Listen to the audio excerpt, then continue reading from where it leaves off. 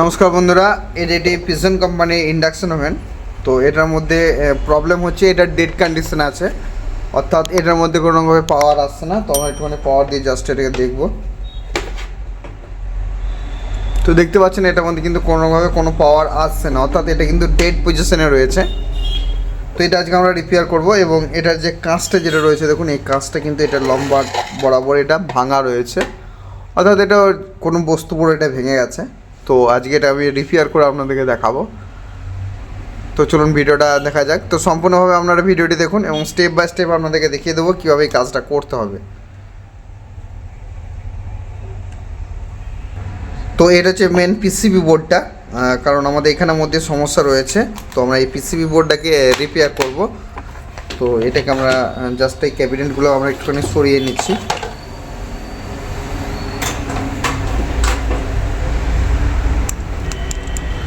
তো আমাদের এই যে পিসিবি বোর্ড যেটা রয়েছে, দেখুন এই পিসিবির বোর্ডের মধ্যে এই অংশটা দেখুন একটু ব্ল্যাক কালারের স্পট পড়ে গেছে, এখানটাও ব্ল্যাক কালারের স্পট পড়েছে এবং এই ব্যাক সাইডে দেখুন এখানে কিন্তু জোর করে মানে খুব ভালো রকমের ফায়ারিং হয়ে এখানে কিন্তু ব্লাস্ট হয়েছে।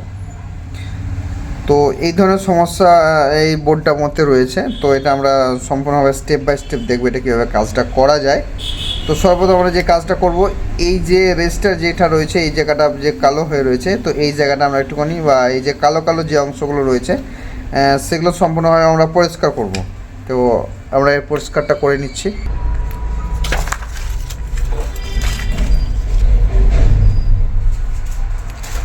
আমরা এটা কি করব, এই যে থিনার দিয়ে এটাকে জাস্ট এভাবে পরিষ্কার করব, কারণ এই যে ব্ল্যাক কালারের স্পটটা হয়ে যাওয়ার কারণ হচ্ছে এটার মধ্যে খুব হাই ভোল্টেজ বা কোনো রকমভাবে সার্কিট বোর্ডের মধ্যে শর্ট হয়ে যাওয়ার কারণের জন্য কিন্তু এইটা স্পার্ক হয়েছে।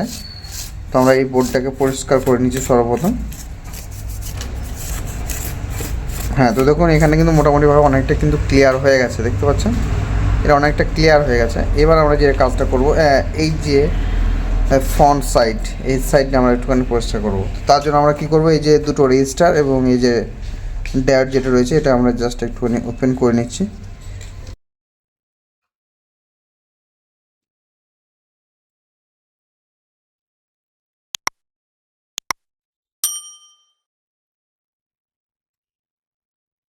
আমরা এখন এই জায়গাটা আমরা ক্লিয়ার করব, কারণ এই দিকটা হতে পারে এই যে কাঁচটা যেটা ভাঙা ছিল, তো সেই কারণের জন্য এই দিক হতে পারে কোনো বস্তু মানে বস্তু না, মানে কোনো কিছু খাবার বা কোনো কিছু জল জাতীয় কোনো জিনিস যেটা শর্ট হয়ে যায়, সেরকম ধরনের কোনো জিনিস সেখানের মধ্যে পড়ে গেছে।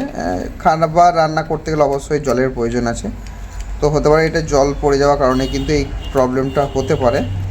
তো আমরা এটাকে আজকে পরিষ্কার করব সর্বপ্রথম। এগুলো কিন্তু অবশ্যই পরিষ্কার করতে হবে, যাদেরই এই ধরনের সমস্যা হবে তারা কিন্তু অবশ্যই সার্কিট বোর্ডটাকে ক্লিয়ার করবে, না ছাড়া কিন্তু এই অবস্থায় যদি রিপেয়ার করে দেন তো কিছুদিনের মধ্যে কিন্তু আবার প্রবলেম দেখা দেবে।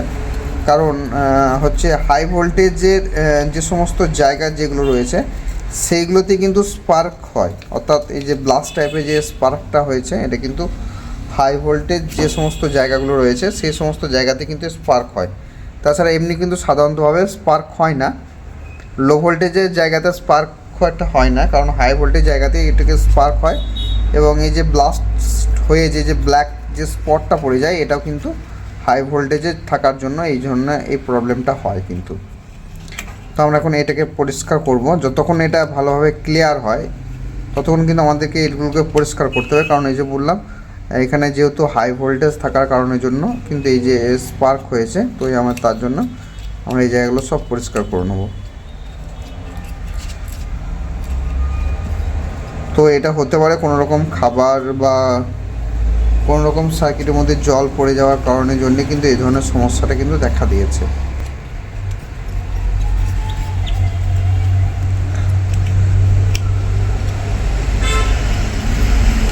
তো দেখুন আমাদের কিন্তু মোটামুটিভাবে সার্কিটটা কিন্তু পরিষ্কার হয়ে গেছে, এটা কিন্তু আপাতত আমাদের কাজের মতন করে নিয়েছি আমরা।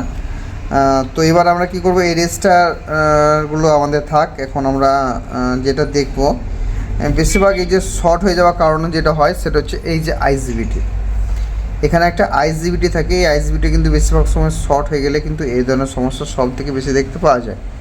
তো আমরা এই আইজিবিটিকে সর্বপ্রথম চেক করব। তো আইজিবিটা আমরা কোথায় চেক করবো? আইজিবিটা করবো আমরা মাল্টিমিটারে, এই যে ডায়োড মোড বা বার্জার মোড যেটাই বলুন না কেন, এখানে আমরা মাল্টিমিটারকে রাখবো। দেখেছেন মাল্টিমিটারটাকে আমরা এখানে জাস্ট রেখেছি। এবার আমরা একটুখানি চেক,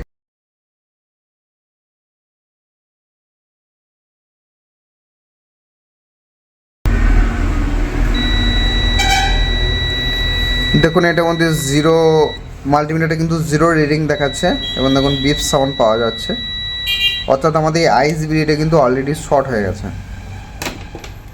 তো আমরা এখন এটা কী করবো, এই আইজিবিটাকে আমরা ওপেন করে নেবো। তো তার জন্য আমরা একটুখানি জাস্ট এটাকে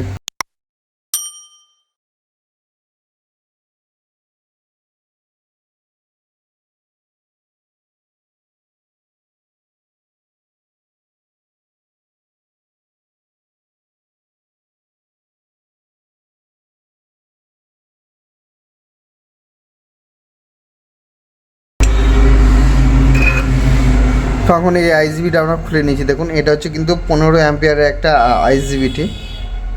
তো দেখতে পাচ্ছেন নাম্বারটা G152.120BNR.3S, অর্থাৎ এটা হচ্ছে 15 অ্যাম্পিয়ার 1200 ভোল্টেজের একটা আইজিবিটি। তো এটা আমরা এখন, এটা যেহেতু শর্ট হয়ে গেছে তো আমরা এটাকে এখন রেখে দিলাম, এটা নষ্ট হয়ে গেছে।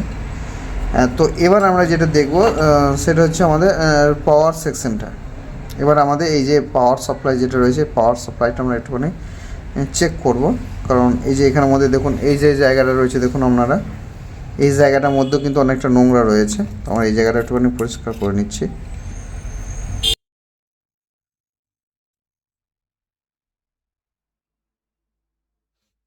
তো এবার আমরা যে কাজটা করব সেটা হচ্ছে এই জায়গাটার মধ্যে আমাদের দেখুন এই যে এইখানে যে জায়গাটা ছিল এখানের মধ্যে ফায়ারিং হয়েছে।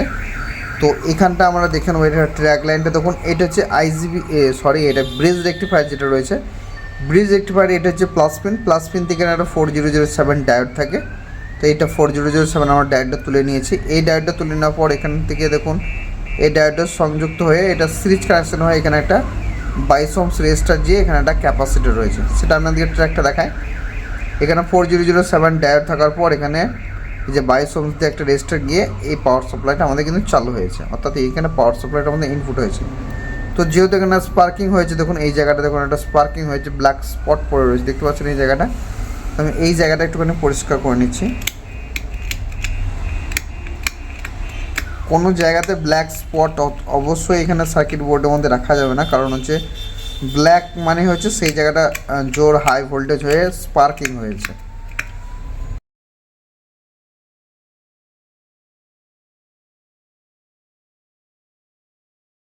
তো আমাদের এই যে 4007 যে ডায়োডটা রয়েছে এটা আমরা একটুখানি পরিমাপ করব। তো এটাও সেম প্রসেসভাবেই করব আমরা, কন্টিনিউটি মোডে এটা রেখে আমরা এটাকে চেক করব। একদিকের মধ্যে রিডিং পাওয়া যাবে না, দেখুন এইদিকে রিডিং পাওয়া যাচ্ছে না, এটা পোলারিটিতে চেঞ্জ করছি। এবারে দেখুন এটার মধ্যে রিডিং পাওয়া যাবে যদি ঠিকঠাক থাকে। তো সরি মাল্টিমিটারটা একটু সেট করা হয়নি। হ্যাঁ এবার দেখুন এদিকটার মধ্যে কোনোভাবে রিডিং দেখাচ্ছে না, এবার এটাকে চেঞ্জ করে দেবো আমরা। হ্যাঁ এখন দেখুন এটার মধ্যে রিডিং দেখাচ্ছে, অর্থাৎ আমাদের এই যে ডায়োড যেটা রয়েছে এটা কিন্তু সম্পূর্ণভাবে ঠিকঠাক রয়েছে। তো আমরা এটা একটুখানি পরিষ্কার করে দিচ্ছি।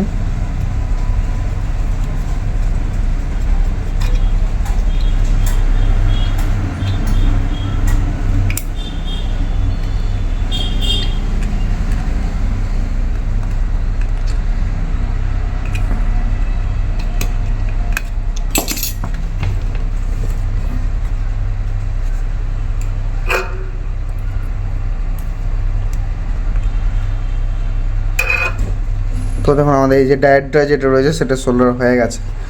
হ্যাঁ এবার আমরা যে কাজটা করব, এটা যে এই যে ব্রিজ রেক্টিফায়ার যেটা রয়েছে এই ব্রিজ রেক্টিফায়ারটাকে আমরা একটুখানি চেক করব।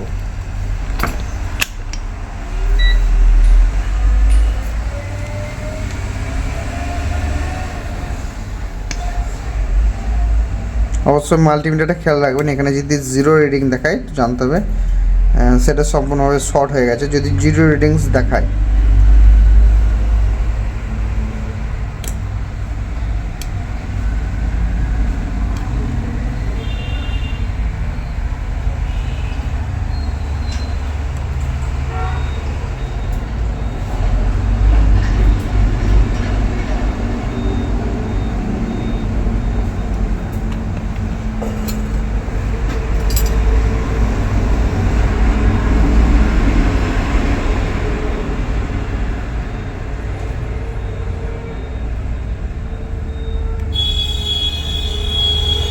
তো আমরা এই যে প্লাস পিন যেটা রয়েছে, এই ডায়োডের এই প্লাস পিনটাতে আমরা কোনো রকম রিডিং পাচ্ছি না।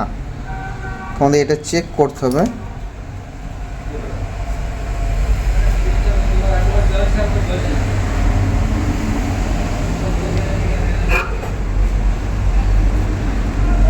তো আমরা একটুখানি সোল্ডার করে দিচ্ছি জাস্ট এটা।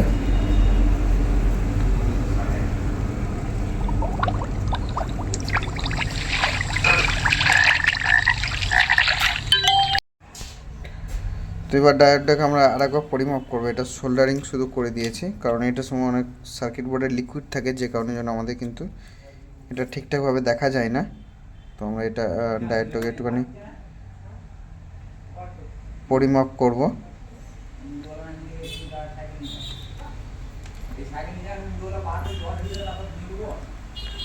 হ্যাঁ, তো এটার মধ্যে দেখুন রিডিং দেখাচ্ছে।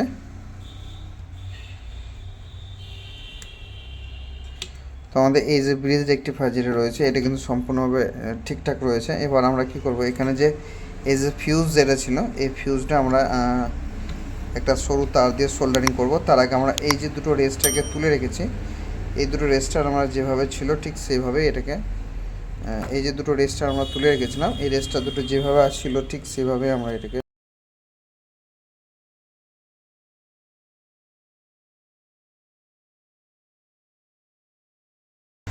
তো দেখুন এটা কিন্তু হয়ে গেছে। এবার আমরা কী করবো, এই যে ফিউজ যেটা রয়েছে, এটা এই যে ফিউজ যেটা রয়েছে 10 অ্যাম্পিয়ারের যে ফিউজটা রয়েছে, এখানে আমরা কি করব, ঠিক এই প্রান্ত থেকে এই প্রান্ত একটা ফিউজের দুই প্রান্ততে একটা সরু তার, যেমন ধরুন এই যে এটার মধ্যে দেখুন একটা তার, এই যে সরু একটা তার রয়েছে, এই তারটাকে আমরা এখানে সোল্ডারিং করব।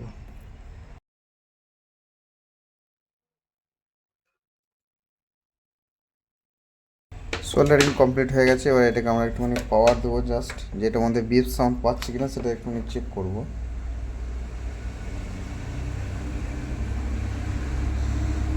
তো আমরা এখন এটার মধ্যে পাওয়ার দিয়ে দিয়েছি, কিন্তু কোনোভাবে কোনো বিপ সাউন্ড পাচ্ছি না। তো আমরা একবার এই যে এখানে যেটা মেন পাওয়ারের যে ক্যাপাসিটার যেটা রয়েছে, পাওয়ার সাপ্লাই যে ক্যাপাসিটার রয়েছে, ক্যাপাসিটার ঠিকঠাক কত ভোল্টেজ আছে আমরা একটুখানি দেখবো এটার মধ্যে। সো সরি, এটার মাইক্রো কন্ট্রোলার আইসি অলরেডি ব্লাস্ট হয়ে গেছে। দেখতে পাচ্ছেন এই আইসিটা এখানে ক্র্যাকড হয়ে গেছে, অন্তত এটা ব্লাস্ট হয়ে গেছে। এই সার্কিটটা কোনো রকমভাবে আর রেডি করা গেল না, তার কারণ হচ্ছে এই যে আইসি যেটা রয়েছে, এই আইসিটা কিন্তু ব্লাস্ট হয়ে গেছে। তো তাই সেই কারণের জন্য কিন্তু এই সার্কিটটা রেডি করা গেল না। তো এটা বোঝা গেল, এটার কারণটা হচ্ছে যে এখানে কোনো কিছু জিনিস পড়ে যাওয়ার কারণে, জল আরে পড়ে যাওয়ার কারণের জন্য এটার এই যে ফিডব্যাক যে সাপ্লাইটা ছিল, এই সাপ্লাইয়ের মধ্যে এই এসি ভোল্টেজটা স্পার্ক হয়ে যাওয়ার কারণের জন্য এই মাইক্রো কন্ট্রোলার আইসিটা অলরেডি নষ্ট হয়ে গেছে। অর্থাৎ এখানে এই যে আইসিবিটা এই যে ফিডব্যাক সাপ্লাইটা ছিল, এখানের মধ্যে ডাইরেক্ট ভোল্টেজটা পেয়ে যাওয়ার কারণের জন্য এই আইসিটাকে, এই যে মাইক্রো কন্ট্রোলার যে আইসিটা রয়েছে, এটা কিন্তু এই আইসিটাকে সম্পূর্ণভাবে নষ্ট করে দিয়েছে। অর্থাৎ এই দেখতে পাচ্ছেন এই আইসিটা এখানে কিন্তু ক্র্যাকড হয়ে গেছে, অর্থাৎ এখানটা ফেটে গেছে। এই দেখুন একটু ভালোভাবে লক্ষ্য করলে দেখতে পাবেন এই যে এই জায়গাটা যেটা রয়েছে এখানটাও কিন্তু ক্র্যাকড হয়ে গেছে। অর্থাৎ এই মাইক্রো কন্ট্রোলার আইসি যেটা রয়েছে এটা সম্পূর্ণভাবে নষ্ট হয়ে গেছে। তো এটা আর কোনোরকমভাবে রেডি করা গেল না। তো এই সার্কিটটা কোনোরকমভাবে রেডি করা গেল না। তো এটা এখন মাইক্রো কন্ট্রোলার আইসি চেঞ্জ করতে হবে। তো এটা কাস্টমারকে আমার অলরেডি বিল বলতে হবে, কারণ এটার মধ্যে আইসিবিটি নষ্ট হয়ে গেছে এবং এই যে মাইক্রো কন্ট্রোলার আইসি যেটা রয়েছে সেটা কিন্তু নষ্ট হয়ে গেছে। আরও অন্যান্য কোনো কিছু খারাপ আছে কি না সেটা এখন আমাদেরকে দেখতে হবে। তো এটা অনেকটা খরচা হয়ে যাবে, তাই আমরা কাস্টমারকে এটা বলে তারপর এটাকে রিপেয়ার হয় তা করব। অনেক কাস্টমার অনেকে আছেন এটা বেশি পরিমাণে খরচা হলে রিপেয়ার করে না। তো যাই হোক, এটা কিছু করতে পারলাম না। তো ভিডিওটা কেমন লাগলো অবশ্যই আপনারা চ্যানেলে মতামত জানাবেন। দেখাবেন নেক্সট কোনো একটা ভিডিওতে। ততক্ষণ সবাই ভালো থাকবেন, সুস্থ থাকবেন। নমস্কার।